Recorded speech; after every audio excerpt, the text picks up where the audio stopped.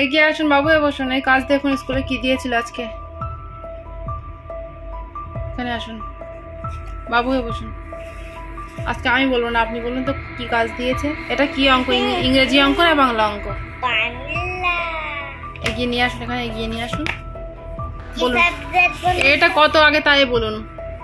4 10 5 25। 4 10 5 কত হয়? 25। 25 হয় না, কত? কত বলুন? 4 10 5 হুম 4 10 45। 45। আর এটা কত? 4 10 6 26। 26 কত এটা? 4 10 6 36।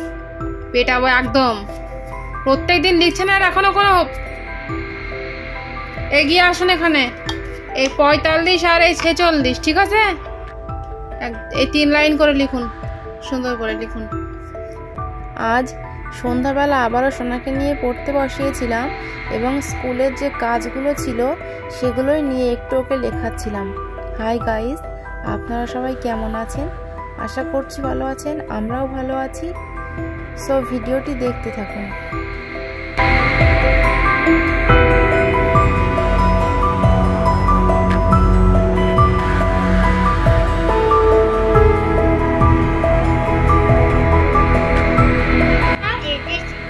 আমি লেখা হয়ে গিয়েছে। এক লাইন করে পড়ুন তো। রাখুন, পড়ুন পড়ুন। এটা কি? 4 10 5 45। 45। এক লাইন আঙুল দিয়ে দিয়ে 4 10 5 45। 4 10 5 45। 4 10 5 45। 4 10 5 45। 4 10 5 45। তারপর নিচে এখানে 4 10 6। 4 10 6 কি হয়? 45 এর পরে 4 10 6 46। 46। 4 10 6 46। 4 10 6 46। 4 10 6 46। 4 10 6 46। 4 10 6 46। হাতটা নিচে নামান, হাতটা পড়ুন পড়ুন পড়ুন। 4 10 6 46।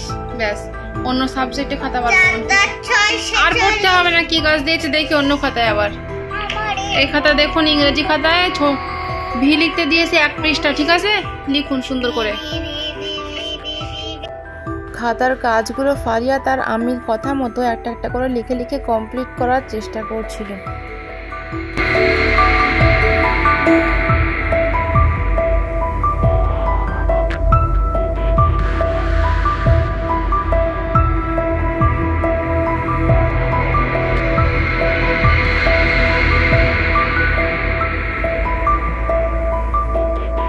কমপ্লিট, ভি লেখা কমপ্লিট 1 পৃষ্ঠা।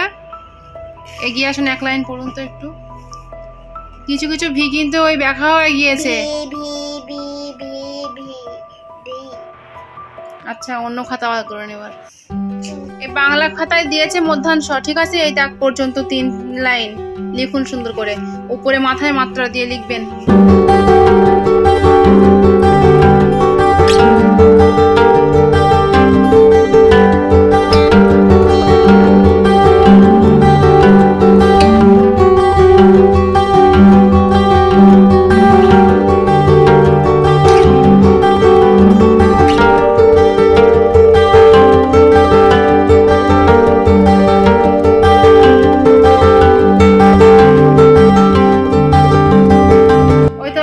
কমপ্লিট, 1 লাইন পড়ুন তো।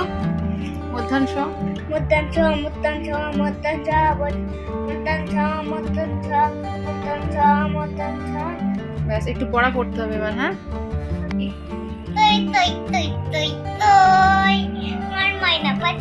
ওসব বাদ দিন, এখানে এগিয়ে আসুন। এই মিল করা আছে না, এগুলো একটু পড়ুন তো। বলুন। এ ফর এখানে এখানে পড়ুন। A for apple. B for ball. C for, বলুন না। সি ফর কি? C for car. কার মানে গাড়ি। ডি ফর ডিপ আঙুল দিয়ে পড়ুন। হ্যাঁ, দেখে দেখে পড়ছেন কেন? মামা দেখে দেখে পড়ছেন কেন? আঙুল দিয়ে পড়ুন ঠিক করে। এই যে ডি ফর চোট I I. D for I? না না না, ডি ফর ডল। ডল মানে পুতুল। পুতুল। তারপরে ই ফর হ্যাট মানে চোখ। হ্যাট মানে চোখ। না, ই ফর আই। আই মানে চোখ। সব ভুলভাল পড়ছেন কেন আজকে? ই ফর আর পড়তে হবে না, এগুলো পড়ুন। ই ফর এখানে পড়তে বলেছি। জি ফর আমি বলে দিচ্ছি, না, জি ফর কালকে ধরবো। কালকে বলতে না পারলে কালকে কান ধরে দাঁড় করে দেবো একদম। আজকে বলে দিচ্ছি। জি ফর গান। গান মানে বন্দুক।